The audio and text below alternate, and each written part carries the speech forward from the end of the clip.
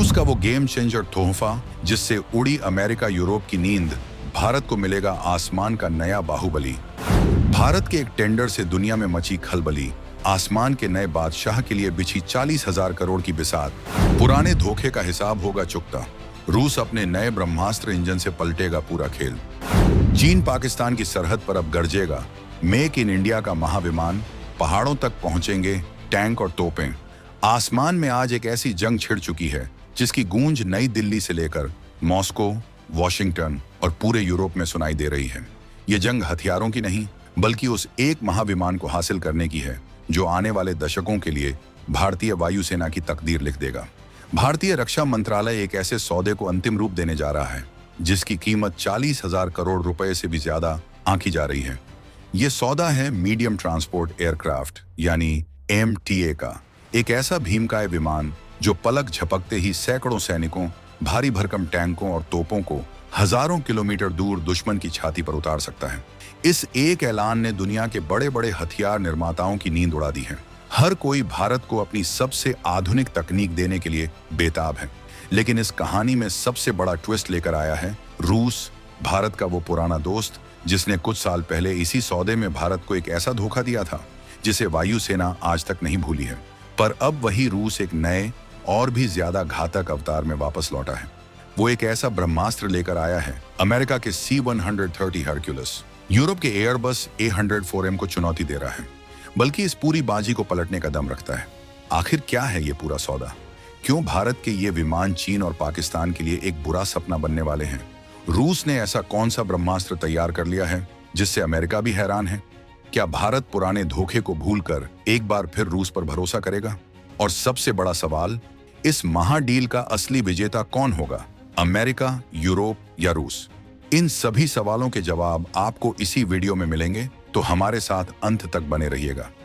भारत के सामने झुकी दुनिया की महाशक्तियां सबसे आधुनिक मिलिट्री ट्रांसपोर्ट एयरक्राफ्ट देने की मची होड़। लद्दाख से लेकर अरुणाचल तक अब होगा भारत का राज। दुश्मन की हर चाल होगी नाकाम। तो चलिए सबसे पहले इस पूरे मामले की जड़ को समझते हैं कि आखिर भारत को इन नए विमानों की जरूरत क्यों पड़ी और वो पुराना किस्सा क्या था जब रूस के साथ बात बनते बनते बिगड़ गई थी। देखिए, भारतीय वायुसेना की रीढ़ की हड्डी है दो विमान।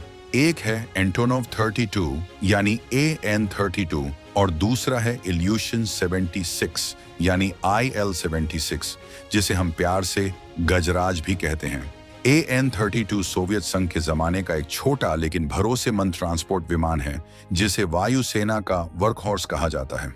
सियाचिन की बर्फीली चोटियों से लेकर पूर्वोत्तर के घने जंगलों तक हर मुश्किल इलाके में सैनिकों और सामान को पहुंचाने का जिम्मा इसी के कंधों पर है। लेकिन ये विमान अब बूढ़े हो चुके हैं, इनकी तकनीक पुरानी पड़ चुकी है और इन्हें उड़ाना अब जोखिम भरा होता जा रहा है। वहीं दूसरी तरफ है हमारा गजराज यानी IL-76, एक भारी भरकम भीमकाय विमान जो बड़े बड़े टैंक, बख्तरबंद गाड़ियां और भारी तोपों को एक जगह से दूसरी जगह ले जाने का काम करता है। इसने कारगिल से लेकर लद्दाख तक हर मौके पर भारत की ताकत को बढ़ाया है। लेकिन इसके साथ भी दिक्कतें हैं। ये बहुत ज्यादा ईंधन पीता है, इसका रख रखाव बेहद खर्चीला है और इसके पार्ट्स मिलना भी अब मुश्किल होता जा रहा है। यानी वायुसेना के ये दोनों महत्वपूर्ण विमान अब अपनी उम्र पूरी कर चुके हैं और उन्हें तुरंत बदलने की जरूरत है। इसी जरूरत को पूरा करने के लिए भारत ने medium transport aircraft MTA programme शुरू किया। भारत एक ऐसा विमान चाहता था जो AN-32 से बड़ा और ज्यादा शक्तिशाली हो, लेकिन IL-76 से ज्यादा किफायती और आधुनिक हो। एक ऐसा ऑल-राउंडर जो दोनों की भूमिका निभा सके।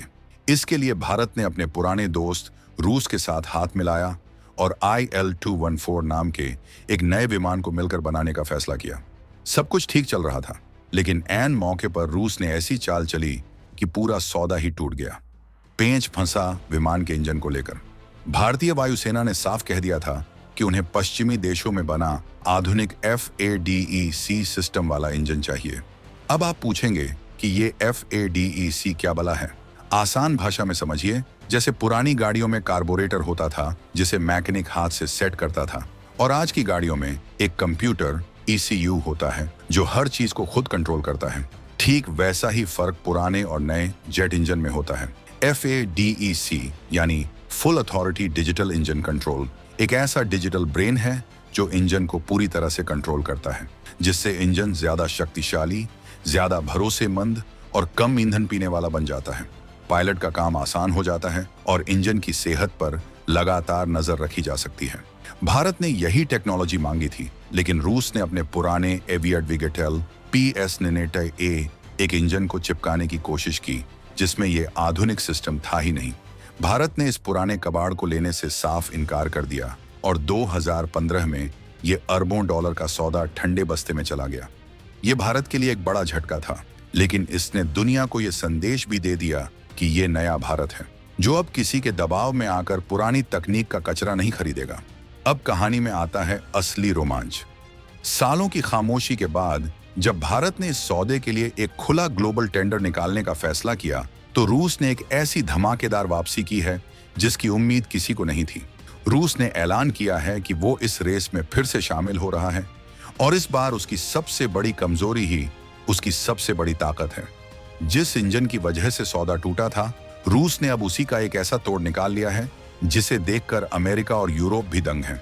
रूस ने पेश किया है अपना नया नवेला ब्रह्मास्त्र समान PD-14M इंजन।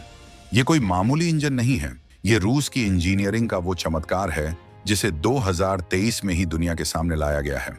ये इंजन उस पुरानी गलती का जवाब है जिसे रूस ने सालों की मेहनत के बाद सुधारा है।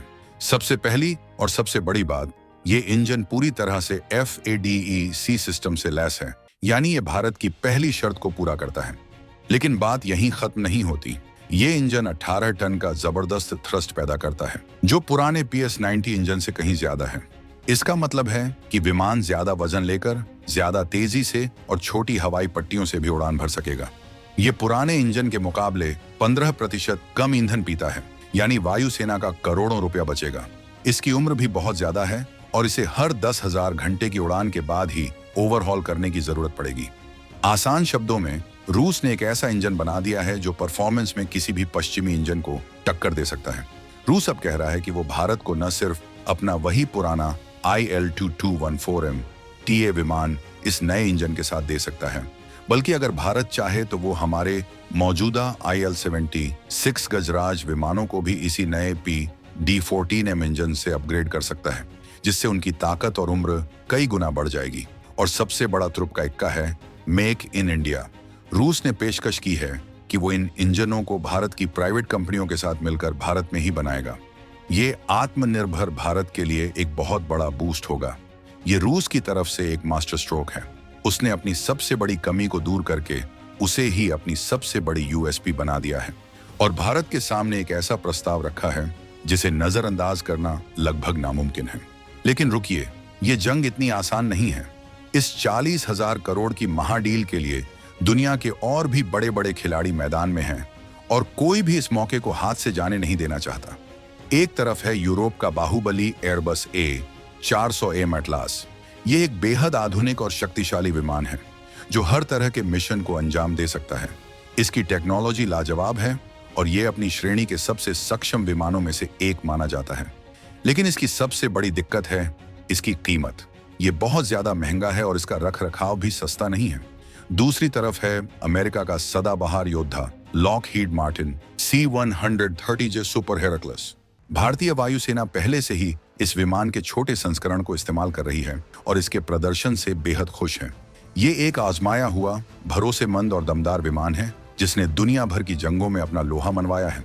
अमेरिका के साथ इस सौदे का मतलब होगा दोनों देशों के बीच मजबूत होते रिश्ते, लेकिन ये शायद भारत की सभी जरूरतों को पूरा न कर पाए। खासकर IL-76 जैसे भारी भरकम विमान को बदलने के मामले में ये थोड़ा छोटा पड़ सकता है। और फिर मैदान में एक छुपा रुस्तम भी है, ब्राजील का एम्ब्रेयर KC-390 मिलेनियम।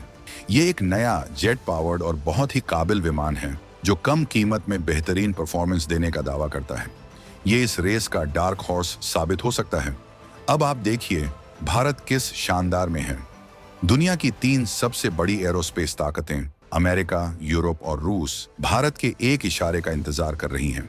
ये नए भारत की वो हैसियत है जहां हम सिर्फ खरीदार नहीं बल्कि किंग मेकर बन चुके हैं। हर देश हमें लुभाने के लिए अपनी सबसे अच्छी टेक्नोलॉजी, सबसे अच्छी कीमत और मेक इन इंडिया के सबसे बड़े वादे कर रहा है। रूस का पलड़ा इसलिए भारी है क्योंकि वायुसेना दशकों से रूसी विमानों को उड़ा रही है। हमारे पायलट और तकनीशियन इनकी रग रग से वाकिफ हैं। साथ ही रूस हमेशा से टेक्नोलॉजी ट्रांसफर के मामले में ज्यादा उदार रहा है, लेकिन रूस के साथ जाने में जोखिम भी है। यूक्रेन युद्ध के चलते रूस पर लगे प्रतिबंध और उसकी उत्पादन क्षमता पर सवाल उठ रहे हैं। क्या रूस समय पर विमान और उनके पार्ट्स सप्लाई कर पाएगा? क्या ये नया PD-14M इंजन कागजों पर जितना अच्छा दिखता है, असलियत में भी उतना ही दमदार साबित होगा? ये वो सवाल हैं जिनका जवाब भारतीय वायुसेना और रक्षा मंत्रालय को बड़ी सावधानी से खोजना होगा। सोचिए, जब ये मेक इन इंडिया का महाविमान तैयार होकर भारतीय वायुसेना में शामिल होगा तो हमारी ताकत कितनी बढ़ जाएगी। चीन और पाकिस्तान की सरहदों पर, लद्दाख जैसी ऊंची और दुर्गम जगहों पर कुछ ही घंटों में टैंक, तोपें और हजारों सैनिक पहुंच जाएंगे। दुश्मन कुछ भी करने से पहले 100 बार सोचेगा। आपको क्या लगता है, क्या भारत को रूस के इस नए प्रस्ताव पर भरोसा करना चाहिए या फिर अमेरिकी और यूरोपीय विमानों की तरफ जाना चाहिए? अपनी राय नीचे कमेंट्स में लिखकर हमें जरूर बताइएगा।